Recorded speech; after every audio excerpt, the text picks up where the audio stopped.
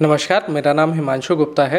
मैं जबलपुर मध्य प्रदेश का रहने वाला हूं और मुझे भारत सरकार द्वारा वर्ष 2017 में सामाजिक कार्यों में उल्लेखनीय योगदान हेतु राष्ट्रीय युवा पुरस्कार से सम्मानित किया गया।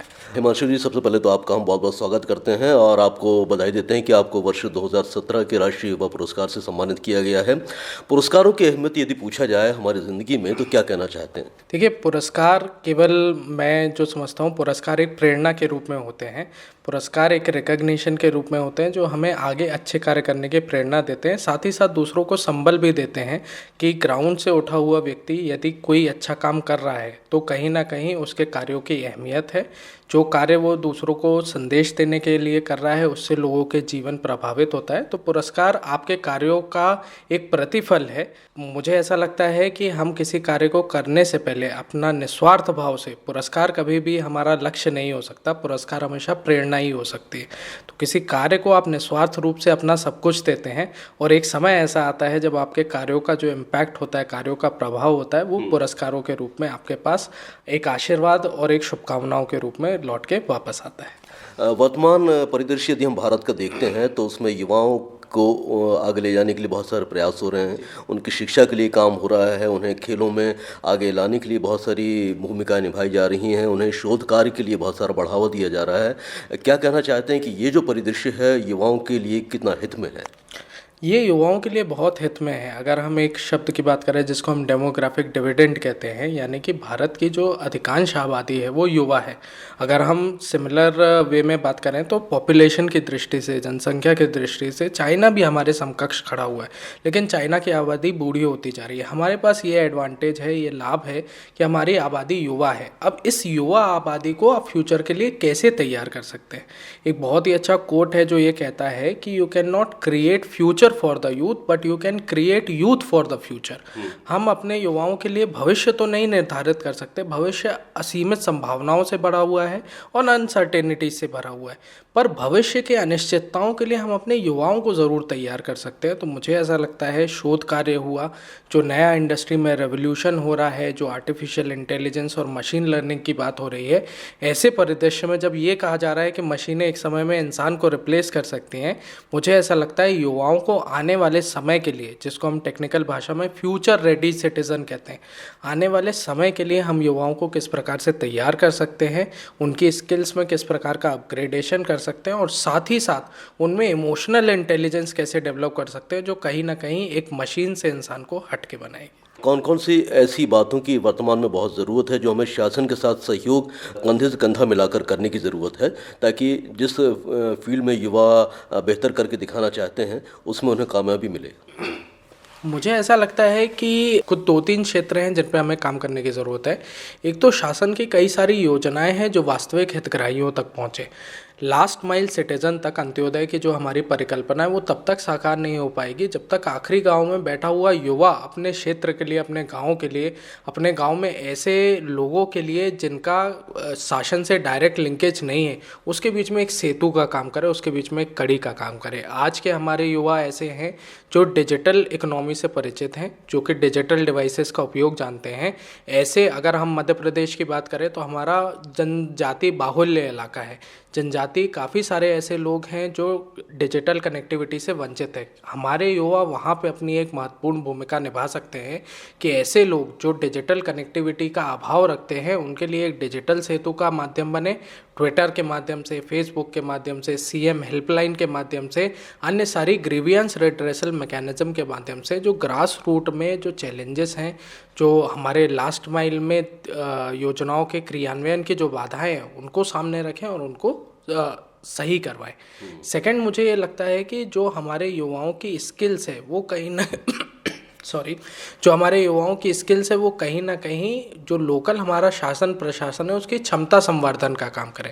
हम देखते हैं कई सारे ग्रामीण रोजगार सहायक हैं जो टैबलेट चलाना नहीं जानते, उन्होंने अपने परिदृश्य में नौकरी ले ली है, परंतु उनकी डिजिटल स्किल्स को हम कैसे बढ़ा सकते हैं, उनके सोशल कनेक्ट को हम कैसे बढ़ा सकते हैं, हम उनके सामाजिक प्रचार प्रसार में किस प्रकार से हेल्प कर सकते हैं।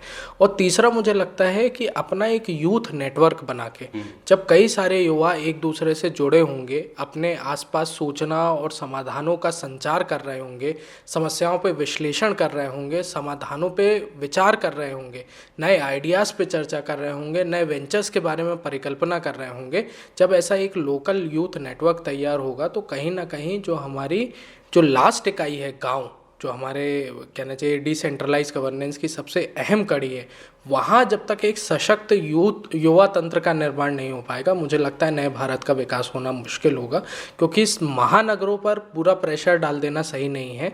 हमें जितना ज़्यादा हम डिसेंट्रलाइज हो सकते हैं, जितना ज़्यादा विकेंद्रीकृत होके हम लोकल युवाओं की क्षमता संवर्धन पे कार्य कर सकते हैं, लोकल युवाओं से ही वहीं के क्षेत्र के संभावनाओं के हिसाब से यदि हम विकल्पों का निर्माण कर सकते हैं, तो वही नए भारत के निर्माण का एकमात्र विकल्प अभी मुझे नजर आता है। आपने कौन कौन से दायित्वों को इस समय अपने साथ रखा है, आप उस पर काम कर रहे हैं ताकि हम जो समाज के विभिन्न क्षेत्र हैं उसमें तरक्की की नई मिसाल देख सकें?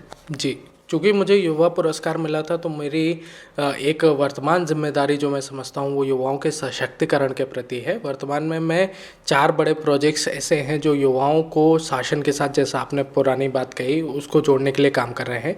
एक कार्यक्रम है chief minister young professional for development programme, जिसको हम CM फेलोशिप के नाम से जानते हैं।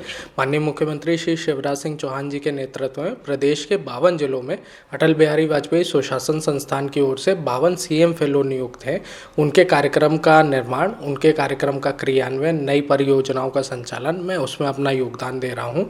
साथ ही साथ हमने ये ऑब्जर्व किया कि एक ज़िले में एक व्यक्ति पर्याप्त नहीं है, हमें युवाओं के विकेंद्रीकृत तंत्र का निर्माण करना पड़ेगा। जैसे कि मैं अभी बात कर रहा था, तो एक नई परियोजना माननीय मुख्यमंत्री जी ने फिर लॉन्च की, जिसे हम CM जन सेवा मित्र कहते हैं, मुख्यमंत्री जन सेवा मित्र।